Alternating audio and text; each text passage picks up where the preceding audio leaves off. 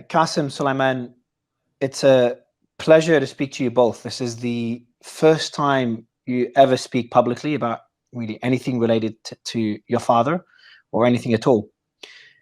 For anyone that doesn't know, especially those outside of Pakistan, your father, former Prime Minister Imran Khan, was jailed over a year ago now.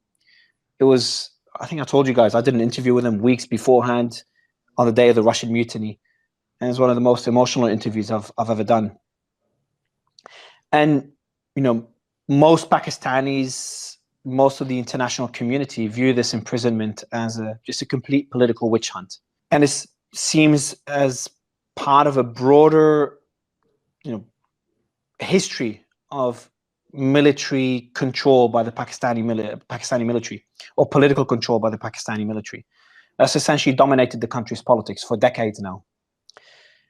I want to start with a quote, a tweet by your mother, Jemima. In the last few weeks, there have been serious and concerning developments regarding my son's father, Imran Khan's treatment in prison.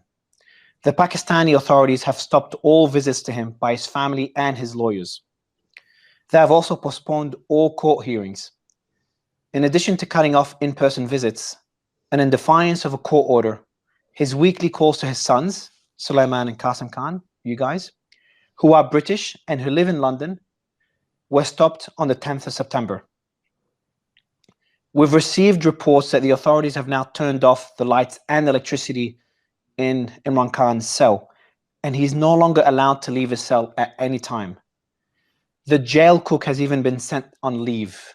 He's now completely isolated, in solitary confinement, literally in the dark, with no contact with the outside world. His lawyers are concerned about his safety and well-being. So that was your mum a few months ago, October last year. Guys, again, pleasure to have you on the show. And my first question is this an accurate description by your mother? Yeah, I mean, completely. We've known for a while that he's gone through periods of having no light in his cell. He's been in there for nearly 2 years, and there have been periods of, no access to the outside world, no access to doctors. We're well aware of the situation, and he's been in, prolonged solitary confinement. So, if only we were able to speak to him more. The court mandates that we speak to him once every week. We speak to him once every 2 or 3 months, if that. I think when that tweet was put out, was actually after large protests in Pakistan about the elections and about just general suppression of democracy in Pakistan. And as a punishment, I think they really ramped up those punishments, no light in the cell, no visitors, and so on. So I heard that and I think he mentioned it himself, and a few others have talked about it, that he's in a death cell, which is essentially not only solitary confinement, but solitary confinement that's mainly aimed at either those with a death sentence or even terrorists. He put out a message himself, I think it was mid last year. He said, quote, "I am confined in a 7 by 8 foot death cell, typically reserved for terrorists to ensure they have no contact with anyone." Can you tell me more about that cell and his conditions, and maybe also give us an idea of the last time you've spoken to your father? What we know is that he has no access to other prisoners. He is, alone in there. He's occasionally in the pitch black for prolonged periods. There was one period where he was in there for 10 days in the pitch black, no electricity, no nothing. And I remember when I spoke to him about that, he said the first 2 days were beyond difficult, and then he was able to get into a kind of Zen-like mentality, and what ended up being 10 days, he said it could have been a year. So yeah, the situation in his cell is pretty bleak. He is, one thing I know about your father, he is a very resilient man. You kind of touched on how he's coping with this. Can you give us an idea of how was it in the early stages when you have those calls with him, and how is it today? Is he still as strong? Is he struggling? I can't even imagine being in the dark for 10 days. So he's definitely, that's a very accurate description. He's definitely, resilient. He's probably I would say, I'm obviously biased, but he is definitely the most resilient person that I know by a distance. Very, very mentally tough. And he sat, whenever we speak to him, he's as strong as ever. But you know, he's not the type of person to complain about the conditions that he's in. Whenever we will always ask how he is, but he'll always sort of brush off those sorts of questions. He's more interested in hearing how we are. I know he's dealt with it in a way that, you know, is what I think is the right way of dealing with it. Is he just reads loads and loads of different parts of historical literature, religious literature, and then he does exercise. And it's his two things that he's always loved in life. So I think in a cell, you know, it suits him in a way to just be able to focus on those two things. And every time we call, you know, we only get to speak to him for about 20 minutes. And around that time, randomly, the line will cut off. So he's so focused on ensuring that he's able to spend the first 10 minutes imparting wisdom of whatever he's learned, you know, whatever religious or life lessons he can impart on us, and then the last 10 minutes he's very focused on finding out how we are, what's our situation, how's our family, and things like that. So we don't actually get very much time to ask about how he's coping, but I know he's doing a lot of reading, that's for sure. So your last call, did you say, was how long ago was your last call? 2 weeks ago,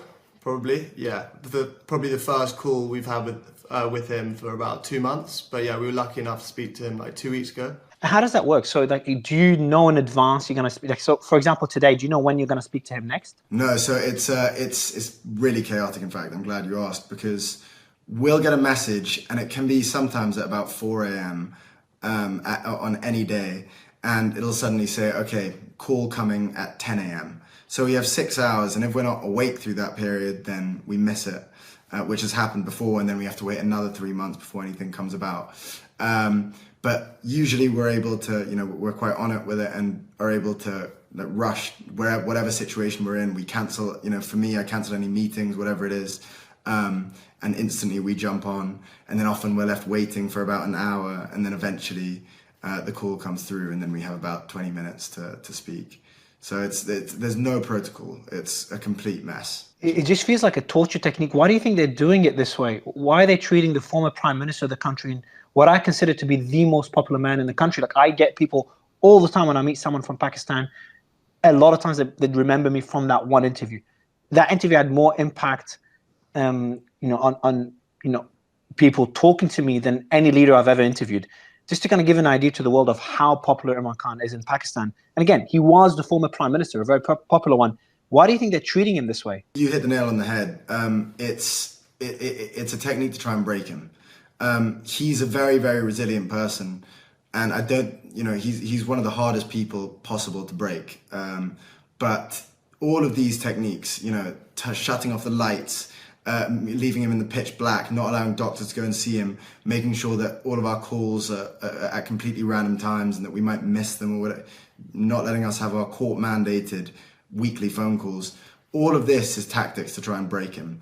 But he's, you know, good luck, because he's as resilient as they come mentally, and that comes down to his faith. He has strong faith in God. And also he's, you know, always had that kind of mental toughness as well. So it's all torture techniques, exactly as you say. Another thing, wasn't he offered, because he did an essay not long ago on Time magazine, and he talked about being offered the option or a deal that included house arrest, and he rejected that deal. And I think he had demands. I think he wanted some other people related to his family or members of his political party. Maybe Sulaiman, can you give me a bit more context on that deal? And kind of him rejecting that deal is another indicator of his resilience. So I think that's mainly to do with the fact that there are many of his supporters and his party members and family members who are in prison currently in similar conditions to him. So, and he's very, very principled, and he wouldn't, you know, on their behalf, I think that definitely would have played a part. He wouldn't want to kind of he'd want to be aligned with them. He's always been kind of very principled, and I don't think he'd go against his principles very on a whim. What have you guys told him? Like, I'm just imagining if I had my father or a family member in a similar position, and I'd be urging him, because you guys born in London, live in London, so you're away from Pakistani politics. And if I was in your position, I would be convincing my father to do whatever it takes just to get out of jail and just to have his freedom again. Have you guys tried to convince him of doing this? So actually, when we were younger, when I was younger, you know, I'd hated him being in politics. Would way rather him just do sort of cricket punditry or analysis, and live an easy life in London or you know, out of politics. But it is genuinely his passion, and you know, and I don't think he'd feel fulfilled if he wasn't doing what he's doing. I don't think he'd be happy if he was just living a kind of easy life in London, or yeah, because I think if he wanted to be in exile, he could, but he's genuinely. He could easily make a deal. Like he would, if from a political perspective, I'm sure they have certain demands. You know, the easiest one is, and this is me speaking, obviously my own opinion, but him speaking in support of the military, for example, or of the opposing political party. Just one example of many of things he could do to gain back his full freedom. But I think his defiance is the reason he's in jail. And do you still, I know you said in Qasim the same question to you after Suleiman, but do you still try to convince him to get out of politics, or you've kind of given up on that?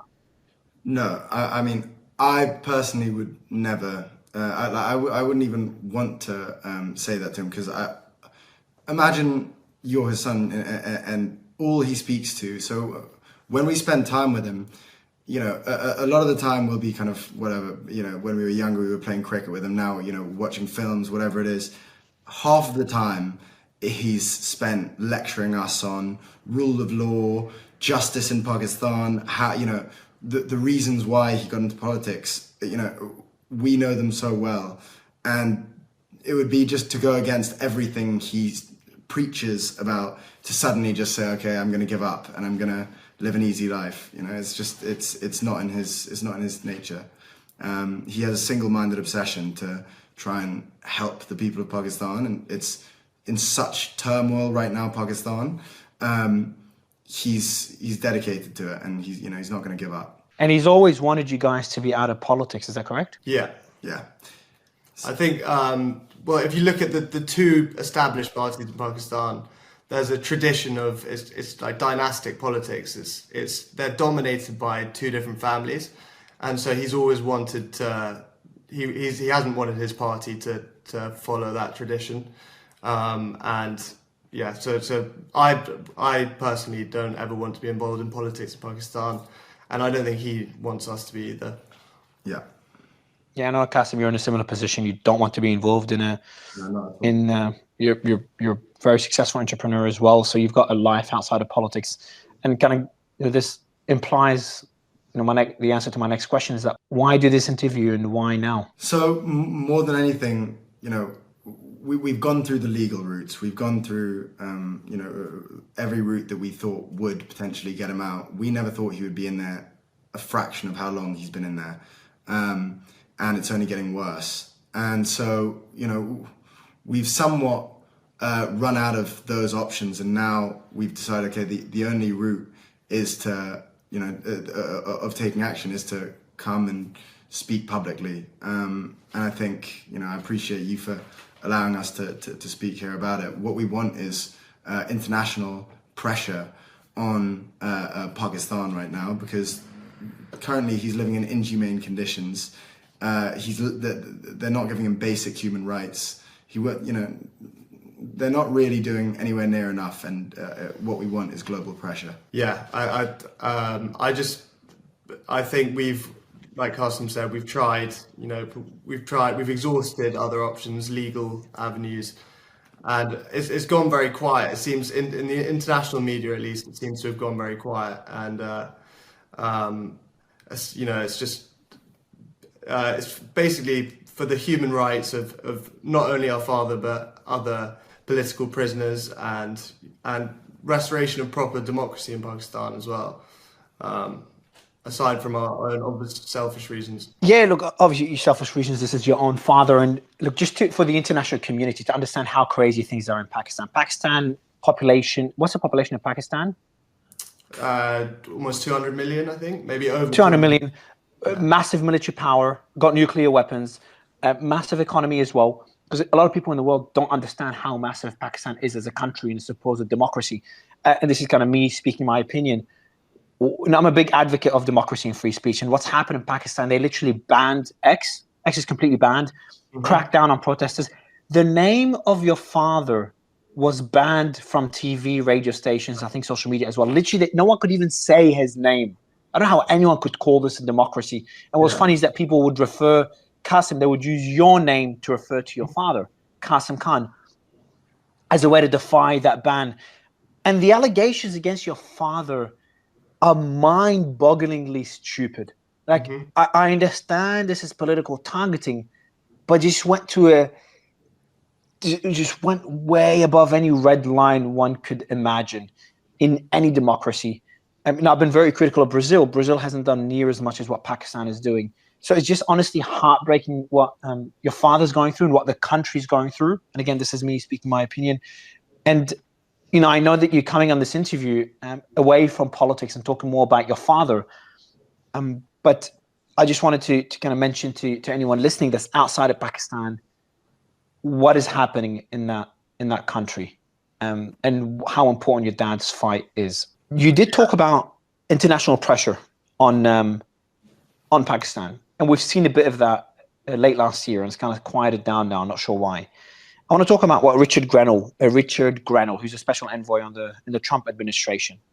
He essentially openly called for your father's release. I think it's the end of last year, after the elections, after Trump won the elections.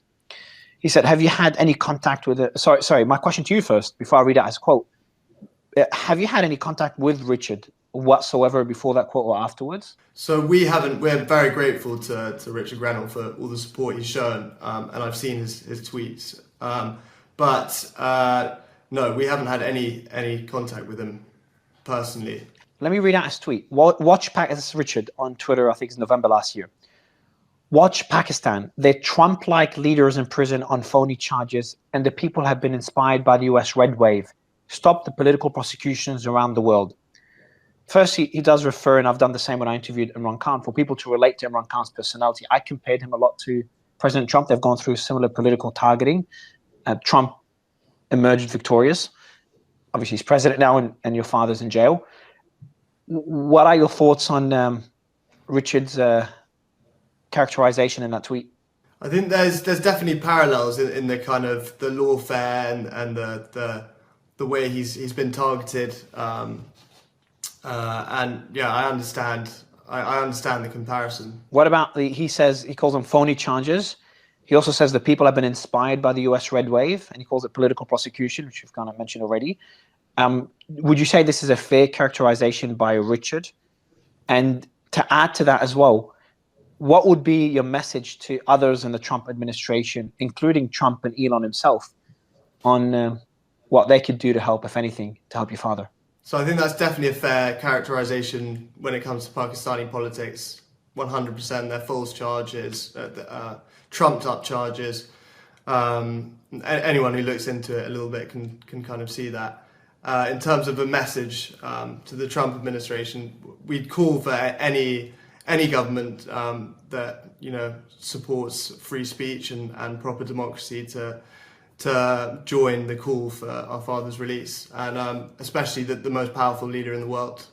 I mean, I completely agree. I mean, what we want is just the international community to look at what's going on and hopefully take action.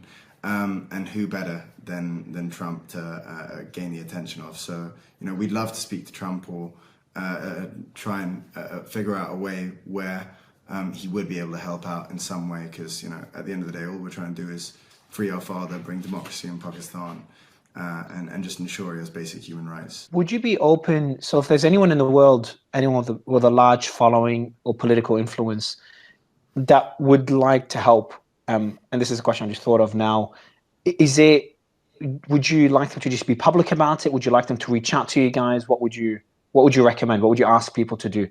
Both, I think, to definitely speak out about it. I think that's huge. That would be huge, just to create a bit more noise, because it's definitely gone a bit quiet recently. And definitely, if someone had a bit of we would love people to reach out to us if they have some influence or a potential to help with this situation. I want to read out a quote here from your father, going back to what we talked earlier, because it's not just your father that was targeted. His current wife is in jail. Other family members of his political party have been targeted in different ways. I remember when I interviewed your father, a lot of people within his party were on the run or in different countries worried about family members. I've spoken to many of them privately. I'll read out a quote again from the same essay from your father in Time magazine. He says, "Our social media volunteers, supporters in the diaspora, and activists have had their families harassed and abducted, all in an effort to silence dissent." Have you seen this? Is that true? Have people been abducted that are supporting your father? Yeah, I think it's been quite widely reported that there have been journalists, supporters, party members who've been abducted, kidnapped. There have been reports of people being tortured. I think that's pretty valid. Does that worry you guys? Go ahead, Qasim. Well, no, I was going to say, I mean, Suleiman cautiously says there have been reports. It seems pretty clear, they're giving speeches looking disheveled and suddenly no longer part of my father's party, PTI, and all of a sudden they're, giving up on politics, and, it's pretty clear. Is that a reason? So I know I asked you earlier, why are you speaking publicly now? What's the reason you've never spoken before? And maybe going back and maybe you could describe the early days when your father was arrested. Where were you when you heard about it? What first came to your mind? Did you expect it? I know you already said you wouldn't expect it to take this long. I'd love to know this first, why not spoken publicly before? And the early days of the first arrest and release, because there was massive protests, and arrested again when everyone just kind of slowly quieted down. So we've always been quite private people. It goes back to what we were talking about earlier, where our father never wanted us to be in politics. We were never interested in it anyway. And so it made sense to just live a more quiet life. And that was a good element of living in England, is that we didn't have to live quite so much in the public eye. But I remember very vividly where I was when he got arrested. I was about to give, at the time, the biggest speech of my life for my startup, for Mifu. And I was about to get on stage and speak to about 100 people. And as I was preparing for it, it was about an hour and a half before, my business partner, I see him go pale, and he shows me his phone, and I see that he's been arrested. And at the time, we have quite a thick skin with this kind of stuff. We've seen him get shot. We've seen him get arrested multiple times. We've seen him, he's sat us down and told us he's going against mafias in Pakistan. We're quite used to this kind of thing. So when it happened, frustratingly, I remember I saw it, and I just thought how trivial my speech is, even though it was the biggest speech I could possibly give at the time. And I went up, and I my head was in the clouds, and I fluffed my lines, but we ended up doing okay. But what really stuck out is, at the time, even though it shook me, I had no concept of how long it would be. I really thought it would be a couple of months maybe maximum. But this time, it turned out it's nearly 2 years now, and he's been in solitary confinement the entire time. It's been pretty brutal. Sulaiman, well, those early days, your expectations, and where we are today. Yeah, so I remember as well where I was and my reaction, but it wasn't actually a shock to me, because I'd actually spoken to him a few days before, and he'd warned me that there was a strong possibility that he was going to be arrested. But he'd been arrested earlier that year on the 9th or after the 9th of May kind of protests, and he was released a few days later. So I was hoping that it would be a similar situation, yeah. And I just wasn't expecting him to still be in prison now, almost 2 years later. When he was made that offer, sorry, go ahead, Qasim. I was just going to say, the very night before, just remembered, the very night before I was, it happened, I was messaging him about advice for public speaking because I was so nervous about speaking to 100 people. And then in the morning, funnily enough, he was taken. It's just, honestly, it's heartbreaking what you guys are going through. At first, I also respect, especially considering Pakistani politics, how always kids are groomed to kind of follow in their father's footsteps. And we've seen that in politics for decades in Pakistan. So to see you guys, first, the way Imran Khan has kind of moved you away from politics, so essentially protected you, considering how dangerous Pakistani politics is. And to see how humble you guys are. When we met Qasim, I told you that, I was joking about it, how humble you are in general. And to see you guys speak publicly now in support of your father, knowing how brutal and aggressive Pakistani military or Pakistani government have been against anyone speaking out in support of your father, is something that I respect massively, and I really appreciate that you're doing this. I do want to ask you the question though. When he was offered the opportunity to go under house arrest to get out of jail, did he ever ask you guys? Is the decision always made, or did he ever ask you, do you think I should accept the deal? Did he ever seek that advice from you guys, or do you know if he's actually asked anyone else in your family about this? I don't think he would ever. I just don't see him taking a deal like that. To save his skin. He's a very principled person, as I said. He's comfortable there as long as his mission is being fulfilled, and I don't think he'll just take a deal while other people are sitting in cells on his behalf, his supporters, I don't see him running off to his house where he's in pseudo prison. Another thing I think people would be very curious about is those calls you have with your father. You talked about him sharing some wisdom, especially with all his readings in jail and things he's learning.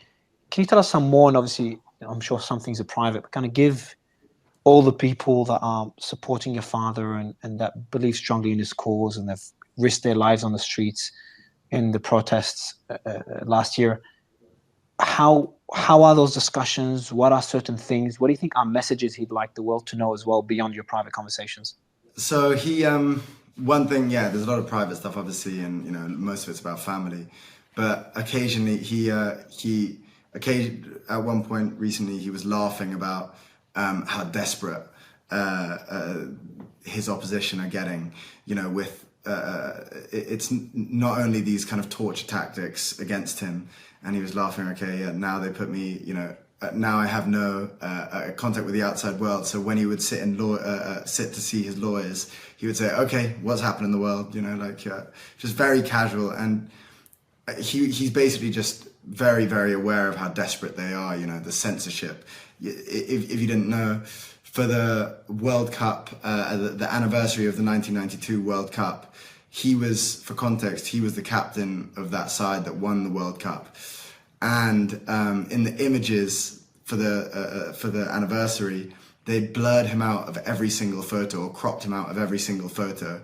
So imagine doing that with the captain of the World Cup winning side. And they're that petty. And so he was laughing about that, which is a nice little touch, I guess. They've cropped his image. Sorry, Salim, I'll let you speak in a bit, but I didn't know about this. This is getting a bit cartoonish. So essentially they've got, there's images of the World Cup, Cricket World Cup, I assume. And he's a captain. I've known Imran Khan before he was Prime Minister. I'm originally from Australia, so Australia's a big cricketing country, so I know about Imran Khan well. And as a cricket star, he's obviously in all those images and posters. They've cropped him out. Yeah. So they're not even being kind of considerate or being strategic in their censorship. They're just putting it out there, not caring that they're blocking free speech. Suleiman, maybe same question to you, is like a bit more, those discussions and kind of a sense of how your father is, because he seems, based on what he said so far, beyond resilient, beyond just being strong and getting through it. Making a joke out of how desperate the opposition party is getting. Yeah, well, I'm sure that like I said before, he's not really someone to complain about his conditions. I'm sure it is incredibly tough, like given how small his cell is and everything. But It's 10 days in the dark. yeah, It's brutal torture method. yeah. Brutal torture method. Let alone Yeah. cutting out contact and how your phone calls are cut out after 20 minutes. Yeah. It's just disgusting treatment that's left for people that have committed heinous crimes, which obviously your father is not even close to fitting that description. But sorry to interrupt you, Sulaiman. He, on a sort of more positive note, he feels, I think he genuinely feels that he's, in the last almost 2 years, he's learnt more and kind of strategically, he's really developed a good kind of roadmap for what he wants in the future. So I think he's always optimistic, but he sees it as a very good learning experience. That despite obviously how difficult it is. Sorry, I was going to say he's always been a big reader, but now he's had so much time to read about historical figures, leaders of the past, and also about faith, and he believes that he's grown more in these past 2 years than he has in the previous 20, and he said those words exactly. As well as how much he's grown mentally, and he says spiritually as well, he says he has, he's been strategizing about what he can do when he's released for Pakistan. So yeah, he's one of the few people who's coming out of it, hopefully, or how he believes is stronger. Do you think he will come out of it? Of course I want to believe that, but the reason why we're here is because, we feel like we're somewhat running out of options from legal options or others. And what's worried us most is that a lot of the pressure on Pakistan, a lot of the news reports, it's all kind of died down, or it's fizzled a lot recently. So the whole reason why we're here is because we are getting worried. We're naturally very worried right now.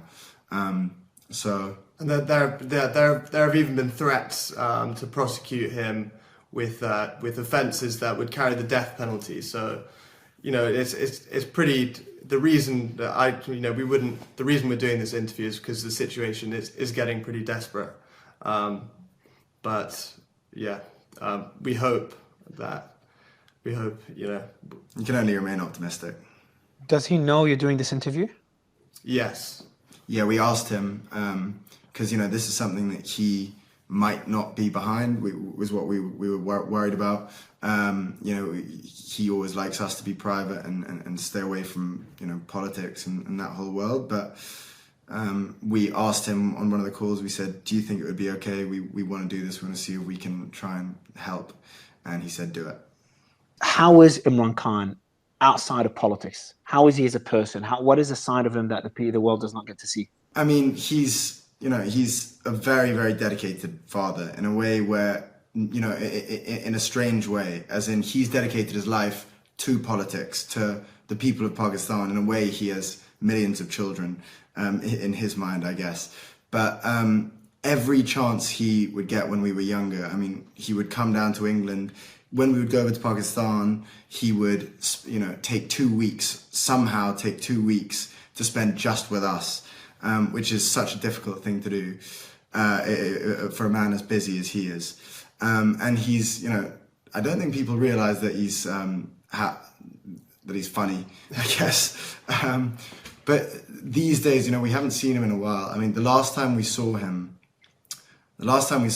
he was conducting a rally for his people. For his supporters, and there was an attempt on his life, and this is a slight side point, I guess, but there was an attempt on his life and he was shot 3 times in the legs, and if it wasn't for one of his supporters pulling down the gun, he would have been shot in the chest, and the supporter unfortunately lost his life in the process. But after that we obviously rushed out and we went to see him, And God, the journey over there as well. We were in about a convoy of about 15 cars. We were in a bomb-proof car. There was a decoy car. There were a jammer car for detonators. There was armed militia in front and behind. And as we got to the house, we had to make sure our food wasn't poisoned. We had to stay away from windows for sniper threats. It was so chaotic, and it's, you know, such a stressful period. But that was the last time we saw him. That was 2.5 years ago. That was the last time we were able to properly see him and speak to him, and he was, you know, in a wheelchair with bullets, and it's strange to see him in a wheelchair because he's usually such a presence. He still managed to be, despite hobbling about. But he, you know, that was the only time we were able to see him in recent times, and before then, you know, we weren't able to see him much. But in our early life, he would spend as much time as he could possibly make seeing us. You know, we would see him 7 or 8 times a year for prolonged periods. So it's such a dedicated father, and I don't think people really realize that.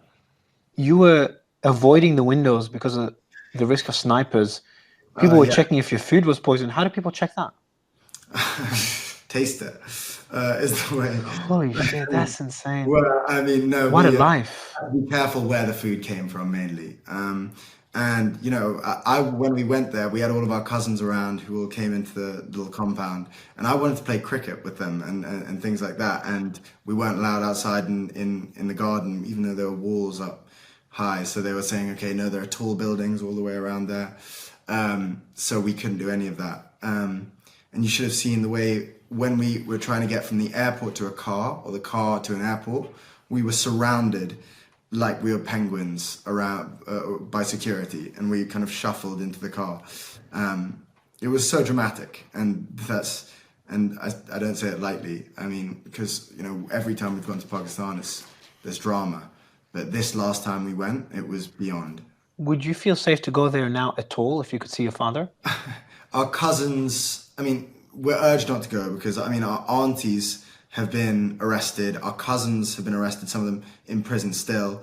And, you know, it's there's obviously a high threat. If we go, we provide a potential weakness for our father, another way where they can potentially get to him. And so he was always quite worried about us coming during the height of tension, because he was worried, you know, when they're desperate and they're pulling out all of these random ideas, you never know what they might do. But we've obviously thought about it. Yeah, you never know. If you had a message to the Pakistani military or the establishment, or those in power, or those that make the decisions, what would be your message to them? I would say just respect respect democracy in Pakistan, respect the kind of the people's clear choice, which anyone who has looked into the previous general election can see. You know, they weren't allowed to stand. Our father's party, PTI, their candidates had to run as independents, and they still won the most, and let alone all the other ways they tried to obstruct the democratic process. They still won the most seats in the National Assembly. So it's pretty clear who the people's choice, the party that is the people's choice, and the leader that they've chosen as well. So I would say respect the choice of the Pakistani people. Exactly. And you know, when you're saying the techniques they used during the last election, in a country with a 40% illiteracy rate, they banned his symbol, which is the bat, which the cricket bat is obviously synonymous with him. Very easy for anyone to be able to see who they're voting for. They banned it in the days leading up to the election, meaning that a huge proportion, 40% of the country, weren't able to know exactly how to vote for him. So as well as that, there was clear rigging, the most obvious rigging possible. They banned Twitter. They turned off internet for periods. You know, it was, yeah, the rigging is so clear. Probably the most blatant form of, you know, rigging, election interference, censorship that I've seen in any democracy. your father's literally in jail for charges, and maybe before I ask the final two questions, maybe Suleiman, can you just give us an idea? I've talked about how ridiculous those charges are. What are the alleged things that your father has done that he's being jailed for? So it's ridiculous. I mean, it's from things like selling exotic fruits to corruption charges. For me, for anyone who knows our father knows that he's not a corrupt person. If he was a corrupt person, he wouldn't have struggled for 20 years. Started his own party, struggled for 20 years to even be taken seriously in politics. He could have just joined one of the established parties, as they've offered him many times. And amassed wealth that way. But he's not I think even the establishment know that he's not a corrupt person. So it's absurd to charge him with corruption. Two last questions, guys.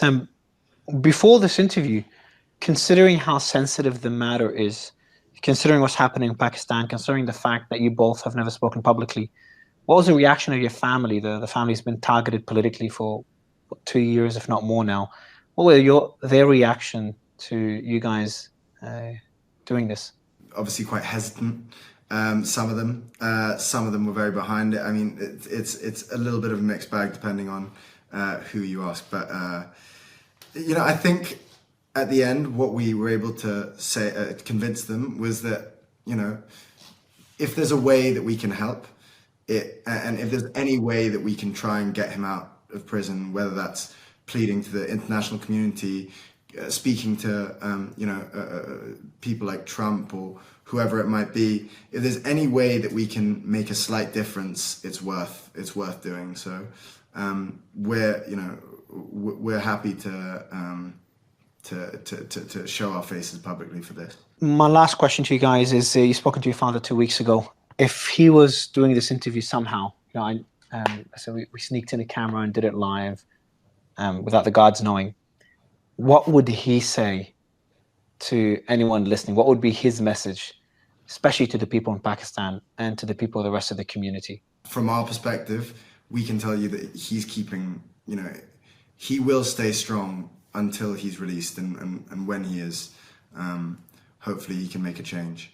And guys, what would be your message? What would be your message, Qasim, Suleiman, to the people of Pakistan and to the rest of the world? Don't lose faith that I can tell you, has not lost faith. He hasn't given up. He's not just sitting in his cell, kind of twiddling his thumbs. He's very much planning for the future, believes that change is coming. So don't sort of lose faith and keep protesting the injustice. And to the international community, I think it's important to say, take action. If you can make a difference, there's someone who's in a solitary confinement cell who is being denied basic human rights. He should be the leader of Pakistan, and instead he's being kept in inhumane conditions, being tortured at periods. So if you care about human rights, this is paramount. This is number one on your list. Anything else that I missed in terms of what he's going through? Because I think it's very, very important to highlight this to the world. He would hate me saying it, but he's he's a man in his 70s, and he may be physically younger than that, and he may be physically very strong.